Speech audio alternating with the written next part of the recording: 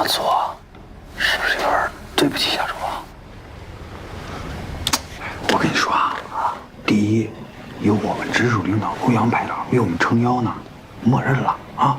第二，我们这么做，也是因为对夏主好啊。干吧，开始。不让你偷钥匙吗？我们怎么能干小偷小摸的事儿呢？这东西开锁没问题。整，快，慢点。马上。慢，有。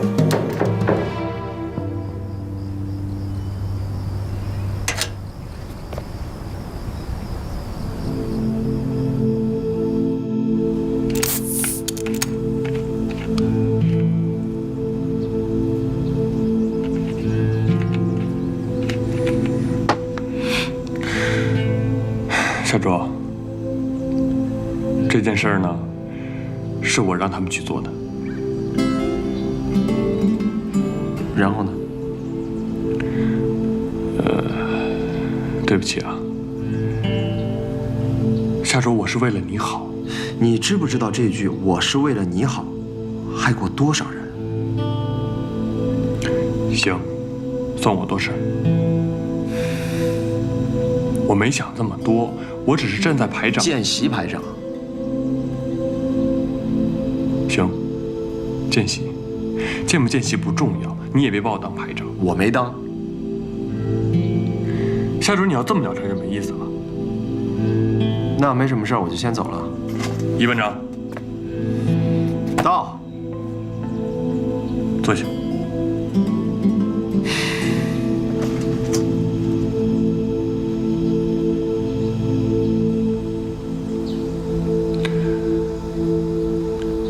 为什么不考学？这是我的事。就因为失恋？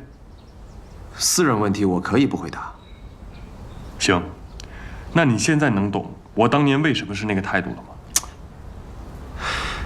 我发现你这是打击报复啊！我这是打击报复吗？我这是感同身受。夏主，你这么优秀，我入学的时候你怎么说来着？你说在学校等我，对吧？我没有毕业文凭，我要读2年，你呢？你只用读1年，就能戴上这样的领章。你现在算什么？算1级士官。夏主，你别拿自己的前程开玩笑，行不行？这部队不是你的游乐场，你说来就来，说走就走。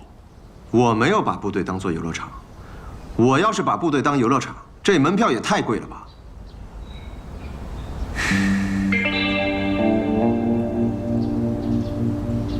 欧阳，你是什么时候开始学会关心我了？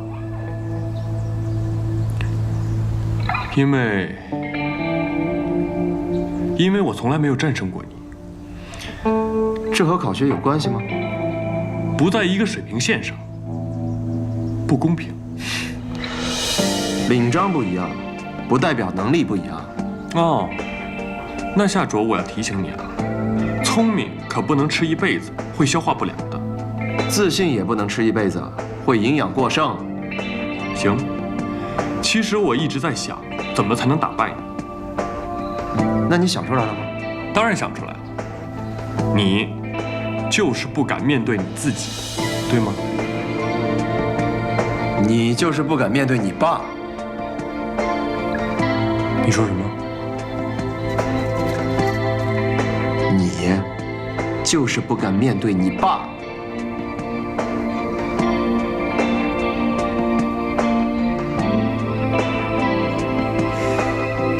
这是我的私事。哼，有意思。咱们俩又换了位置。咱们现在谈的不是这个，谈的是……行了，你要是解决不了你的事情，你对我来说没有任何的说服力，一切免谈。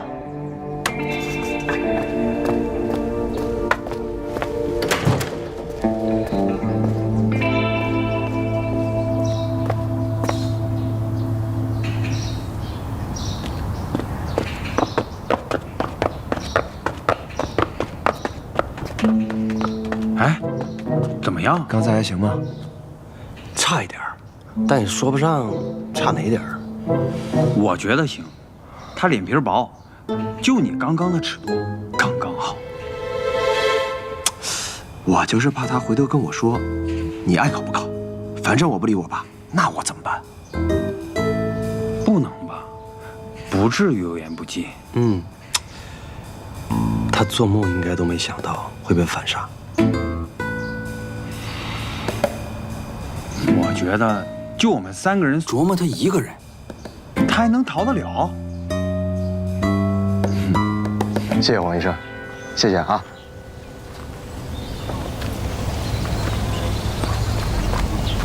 黄医生已经同意帮助我们，让欧阳俊走出这一步。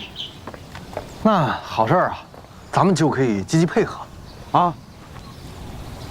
夏叔，不是说你啊，你自己还在十字路口呢，怎么给别人指路？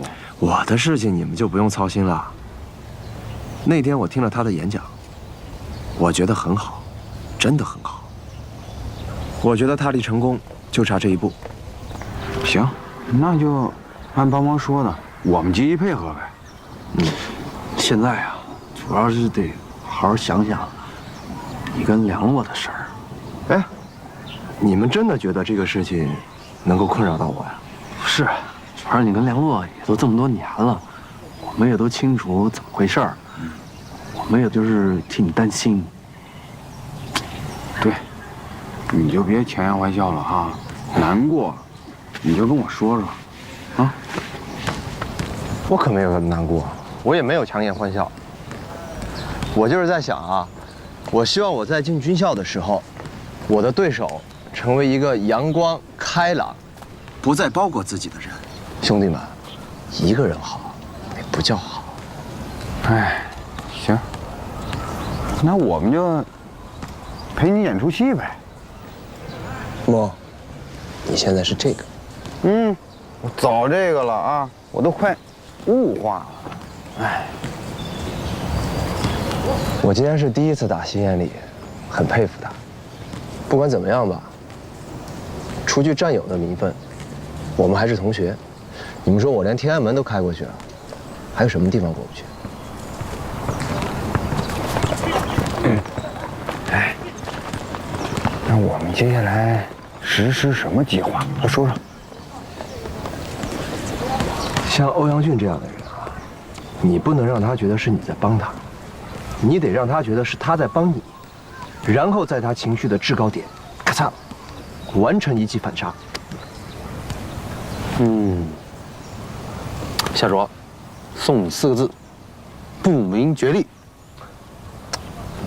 我也送你4个字：梁诺咋办？我也送你们2个字：散会。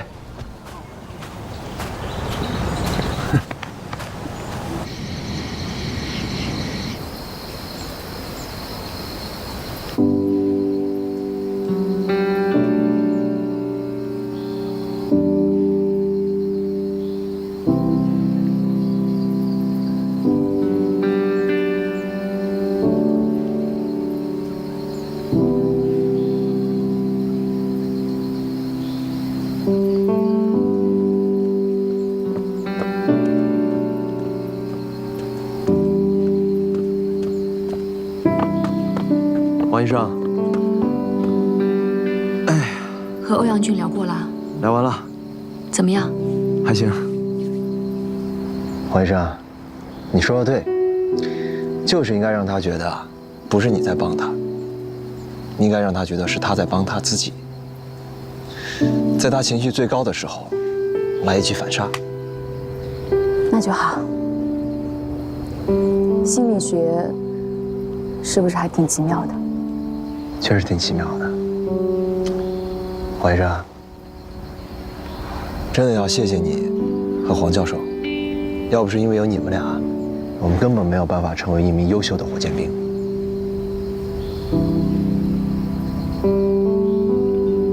我爸的日记本里写到你了，他说，当他告诉你，你被冤枉了，你确实看到了 HBU 指示灯亮起，并且为国家避免了不可估量的损失时，你哭了。他说最遗憾的是，没能请你吃一顿火锅。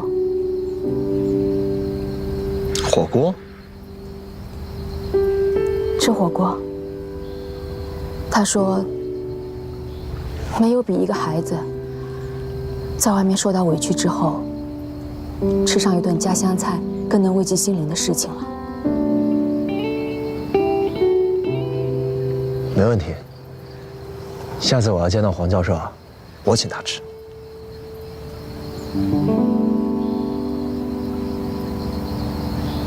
吃不上了。啊？吃不上了。为什么？他走了。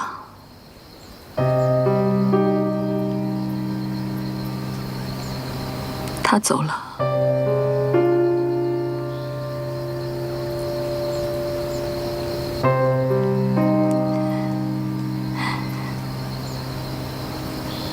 夏卓，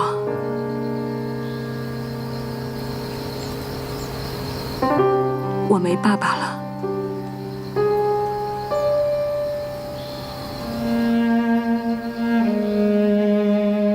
我特别后悔，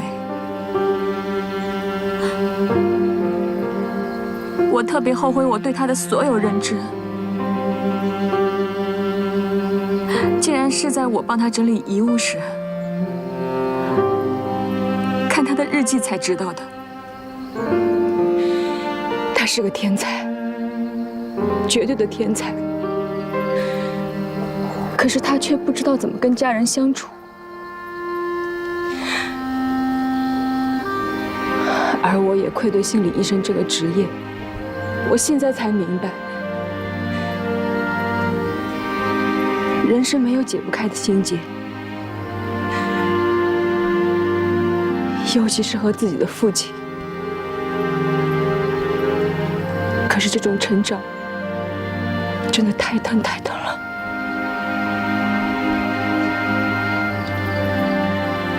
那黄教授的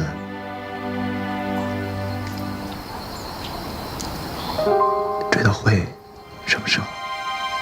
他怕给大家添麻烦，一再的要求组织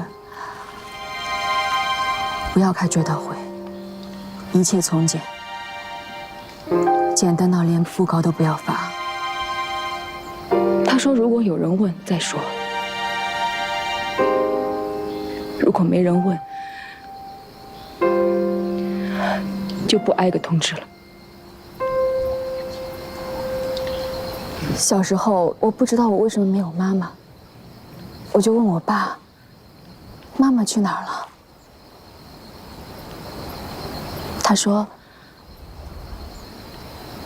妈妈变成天上的星星了。”我说：“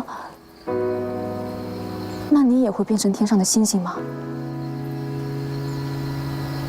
他说：“会，每个人都会变成天上的星星。”我说：“白天没有星星啊。”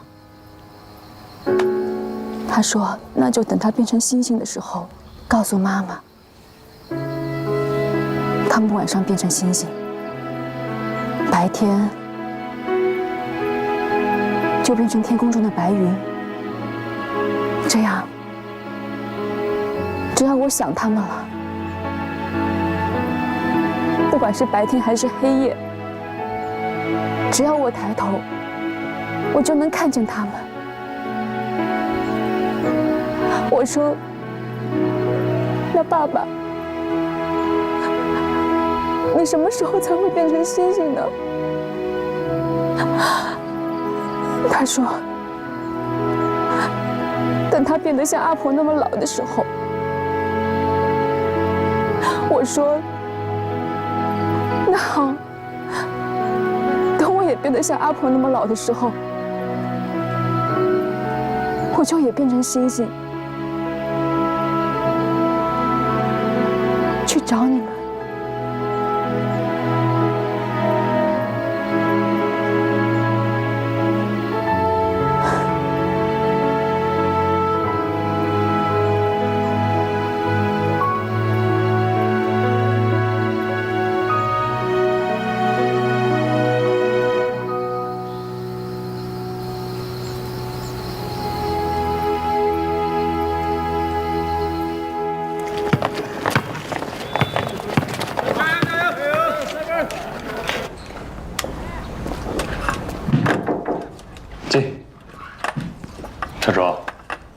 找我了。啊，坐。我听易子梦说，你想把考上军校的消息告诉你爸，用了很多种方式，不过都失败了。我知道，你们在这件事情上一直都很帮我。我想到了一个很好的方法，就是跟你爸之前一样，录一段视频。我觉得这样比打电话更亲切，比写信更温暖，比面对面更能开得了口。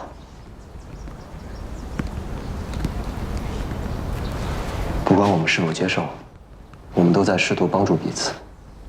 我们也感受到了作为战友的温暖。之前我们一直帮助你，是想看到一个最好的欧阳军。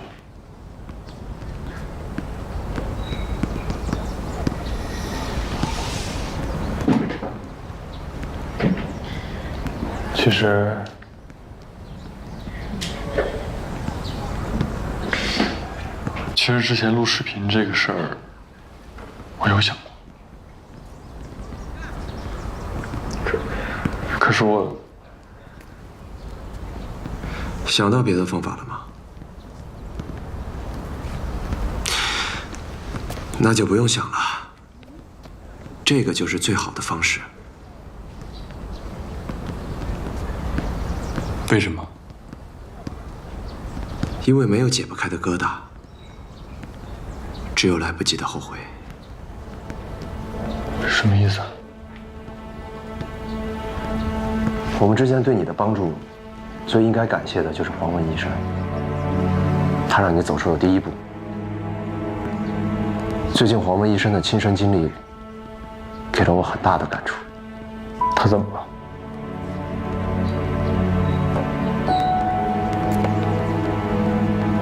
黄文医生的父亲，黄黎教授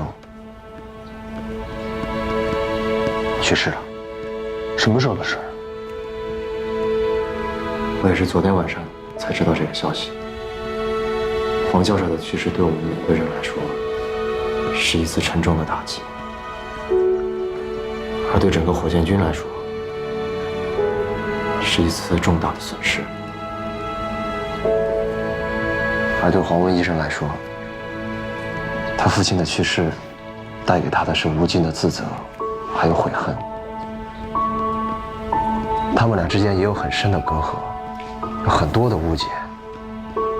他们之间差的是一句话，一个勇气，一个人在后面推他们一把，甚至是一个微笑。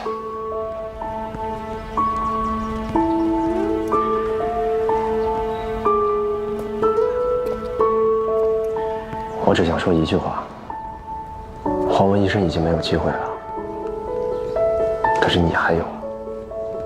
不要永无止境地把事情拖延下去。当你无能为力的时候，你已经追悔莫及了。我们已经是老兵了，我不想替你做决定，我只能给你最好的建议。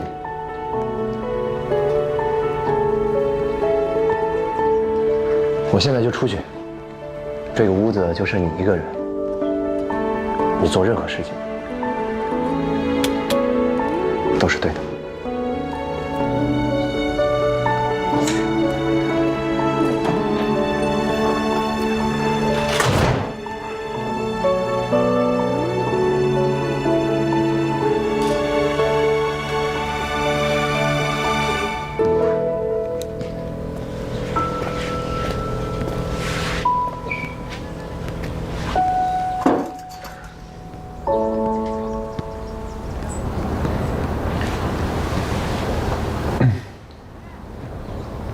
爸，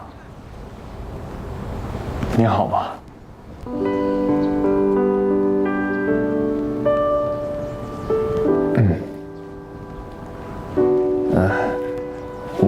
我知道您来的消息了，但，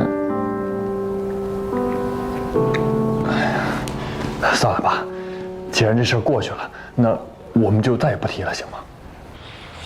之前是我做的不好，我其实有很多话都想跟您说，但是我真的不知道该该说什么，也不知道该怎么说。我不会表达自己，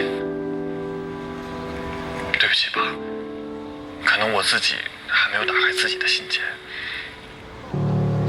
但是我知道，天底下没有一个儿子不崇拜自己的爸爸，也没有一个爸爸不疼自己的儿子。所以，我想从这一刻，我们重新开始，好吗？爸，以后呢，我定期给您打电话，也定期给您打视频，让您看看我。如果我军校有假期的话，我第一时间就回去看您。如果您想我了，也来部队看看我吧。我带您去见见我的战友，看看我的部队。哦，对了，爸，您看到了吗？这个是真的。我考上了中国人民解放军火箭军工程大学，我实现了自己的梦想，也实现了您的梦想。爸，我给您敬个礼吧。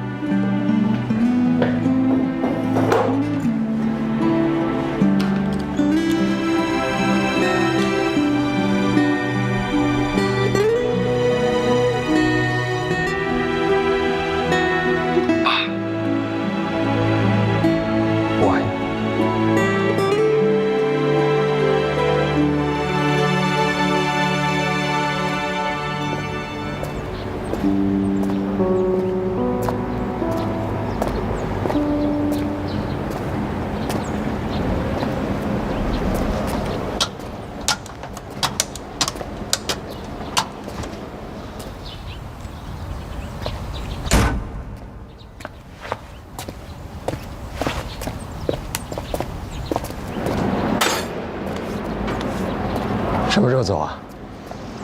一会儿吧。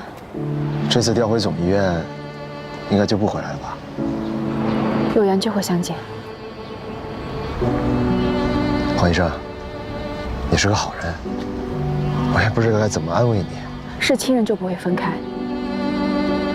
他永远活在我心中。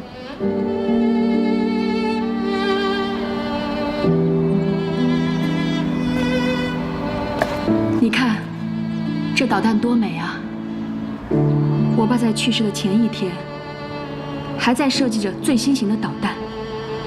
他把这一生都交给导弹了。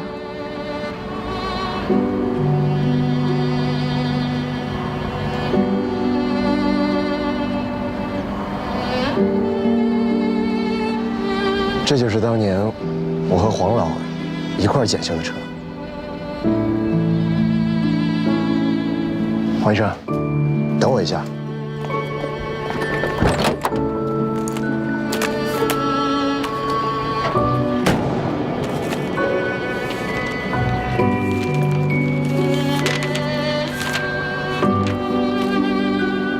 这上面还有他的签字呢。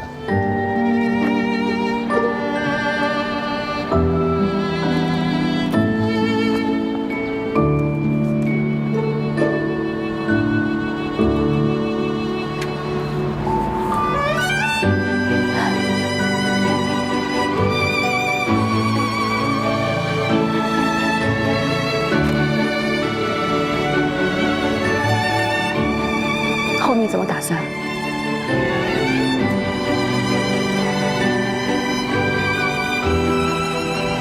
继续当一个好兵。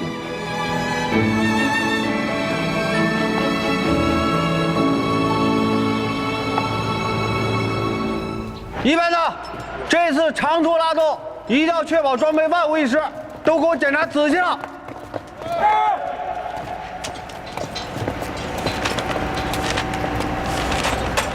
都好了吧？好了，好了。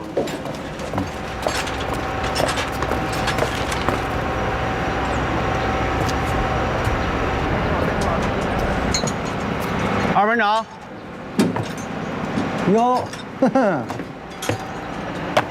一班长啊，啊，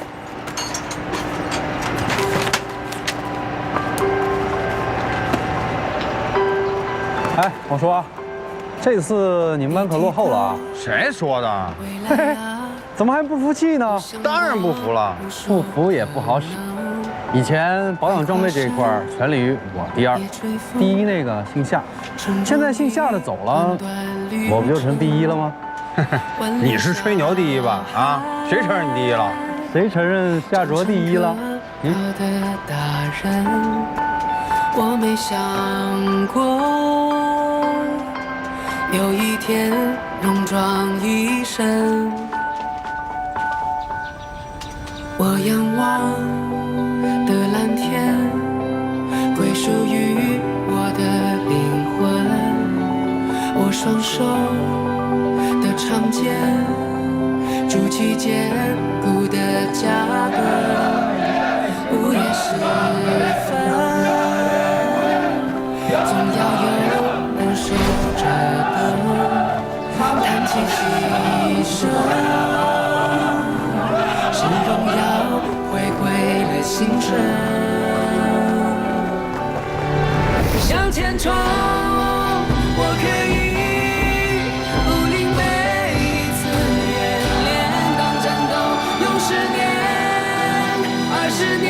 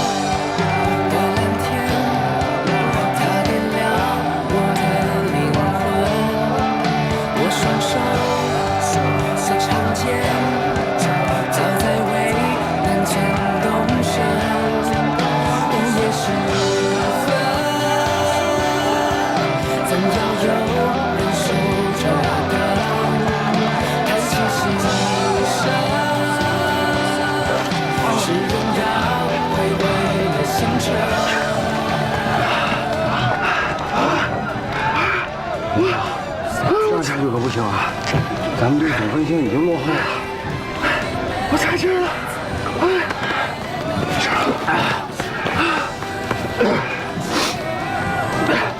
你别担心，我跟你说，这个不是我的强项。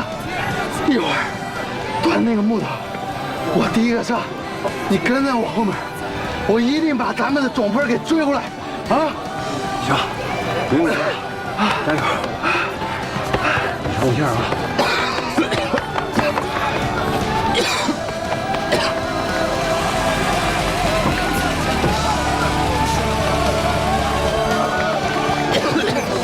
什么呢？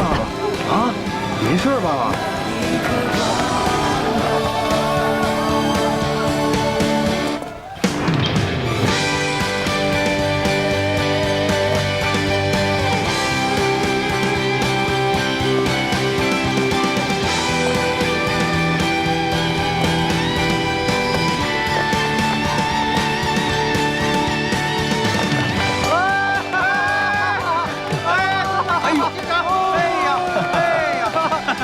哎，坤哥，抱歉，集训队待的怎么样？不是说集训队待3个月吗？提前回来了，你又骗我啊！是啊，你回来也太快了，我给你写的歌还没写完呢。行了，我们还有比赛呢，快去。哎呀，不用你那砍木头，每次我都拿第一嘛，不然一会儿就给你追回来。哎，你们俩干嘛了？夏卓，欧阳俊，啊，这是我们新来的连长。报告连长，战阵连军官夏卓、欧阳俊向您报道。你们好，我叫于恒，我来接替吕征做你们的连长。将来的工作还要你们2位多支持啊！一定支持。连长，老连长啊，我有那么老吗？连长，连长，你们2个臭小子，抱我！哎呀，来，瞅什么呢？过来抱抱。行啊，离我远点，哪都有你天天的。夏卓，你小子变结实了，欧阳俊长高了，行，挺好。旅长和政委回来见了吗？报告连长，连什么长啊？作训科长。啊，报告吕科长，还没有呢。行了，跟我去见一见吧啊！玉恒，哎，我咱俩过去一趟啊。好，继续，走吧。是。哎，连帮，你们俩干嘛去？做媒呢？你俩是不是还有什么事儿没干完呢？嗯，啥事儿？俺木头。啊，哎呀，哎呀，木头呀，老拿第一没啥意思，你这小伙给追。废什么话？去。是。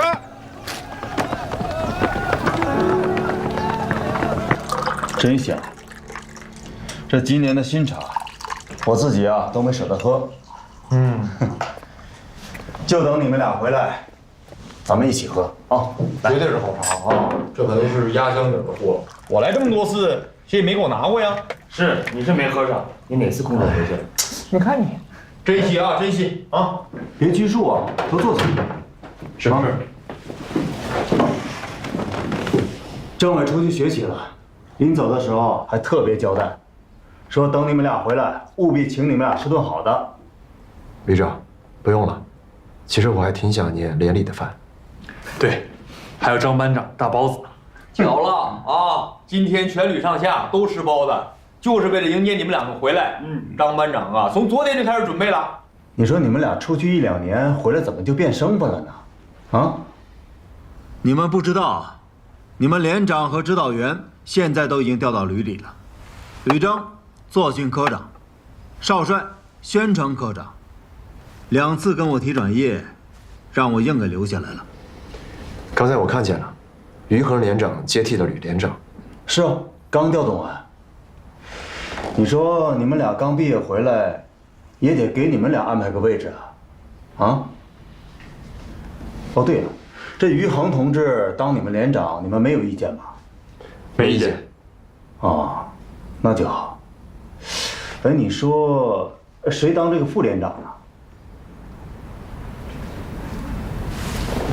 你们俩刚回来啊，不了解情况。全旅上下干部啊，刚刚做了一次变动。之前呢，你们啊是战士，这次回来现在身份不一样，是军官，抓紧时间适应新的身份。对，老吕说的对。至于这个干部安排的问题呢，新的尽职尽贤的年轻军官不多，可是自主择业和转业的有不少。咱们战士连呢，正好空出一个副连长，还有一个排长的位子。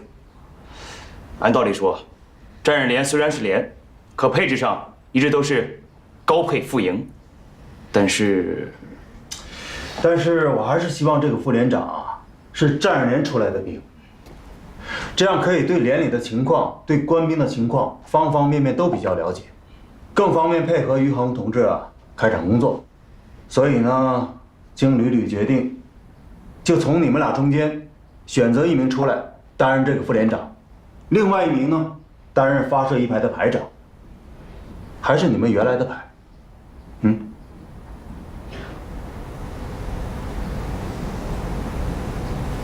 哎，行，不用想那么多，不着急啊。等执行完动物动物任务之后啊，再想想啊，没事。哎，先别说这个啊。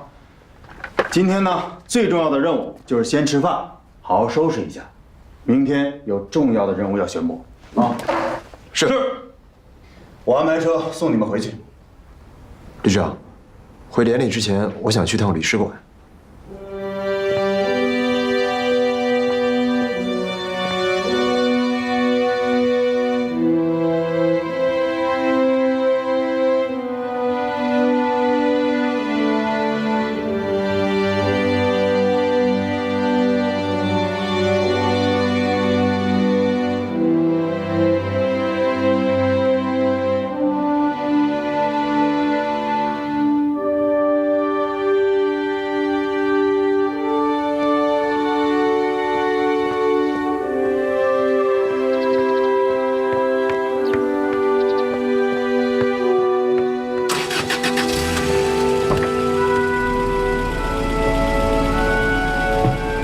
咱们去哪儿？战士连登记库。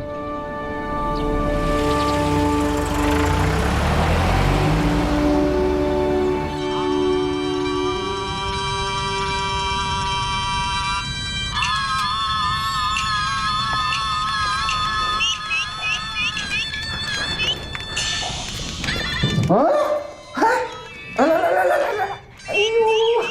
这哪来的这是？这太可爱了，这师傅，你小子再不回来，我就该退休了，你知道吗？这不回来了吗？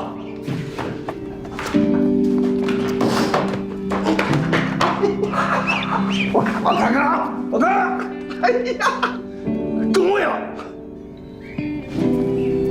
钟会同志，王显民向你报告。王显民同志到，里面是。真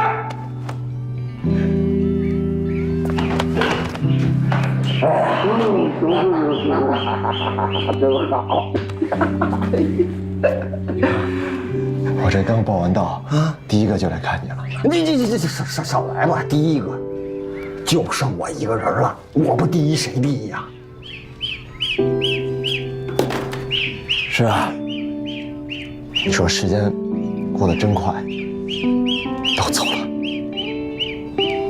都走了。传说中的4大长老，就剩我一个了。再过3个月到年底，我也退休了。这儿到头了，别坐，我给你倒点水啊！我来了啊，我来。哎，师傅啊，什么时候开始听京剧了？啥？这个啊，老狼临走时留下来的，说等我想他啊，就听听这匣子里的歌。这哪有歌啊？除了大雪飘，就是俗不可耐的小苹果。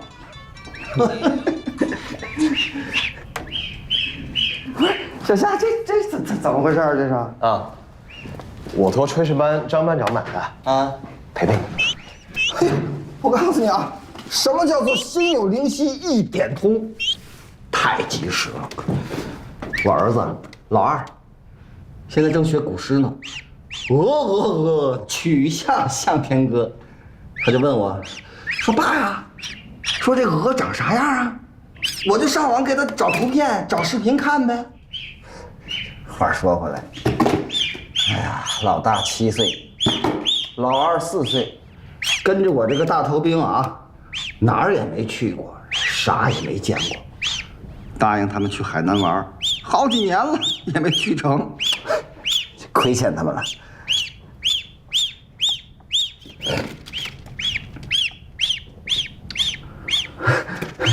有点矫情了是吧？行了，不说这个，看看，跟以前不一样了啊，全是数字化的。哼，数字化挺好的，这样你就不用每天绕着这带具库跑了。是，省心了。哎呀，哎，小夏，哎，职位定了吗？啊，还没呢，我都行，听连里安排。你当然行了，我早就说你行。哎呀，时间过得真快，这一眨眼功夫，你都变成我领导了。不，您啊，在我心里永远都是我师傅。我永远活在你心中是吗？走，我带你到外面看看，你变化可大了，我告诉你。哦，师傅啊，更新了这么多东西啊？那是，这都是咱们自己安装的？不是，334旅。334旅？是啊，咱们是移防接管的他们的阵地，从最初的设计到后来的翻修，都是他们的工程部队做的。他们熟悉事儿的土木工程。有问题吗？啊，没问题，我就是怕他们泄密。行，兄弟部队泄什么密呀？泄密！哎，小夏，现在的活动时可都不一样了啊！不光能唱卡拉 OK， 还能录 MTV。真的假的？你不信啊？不信你我带你看看去。同志们，哎，听我说啊，左边猪肉大葱，右边牛肉大葱啊！这怎么都是大葱的呀？不吃包子有火锅，你少在偷吃乐去。给我来俩。哎，谢谢啊。同志们，跟大伙说一下啊，桌子上给大伙准备了新蒜，还有辣椒油，吃多少盛多少，不许剩啊！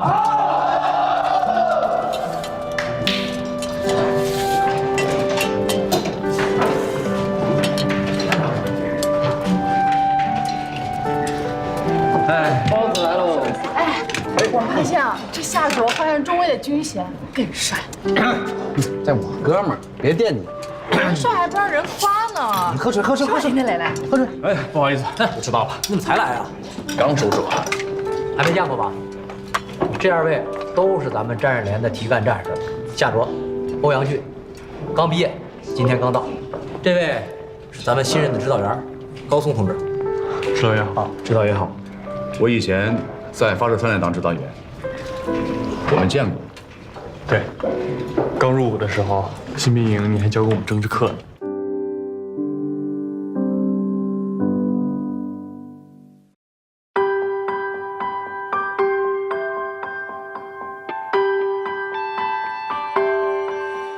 一提到未来啊，我想过无数可能，会跨山，也追风，冲撞一段段旅程，顽劣小孩，长成可靠的大人，我没想过有一天戎装一身。我仰望的蓝天，归属于我的灵魂。我双手的长剑，筑起坚固的家墩。午夜时分，总要有人守着灯，叹气牺牲，是荣耀回归了星辰。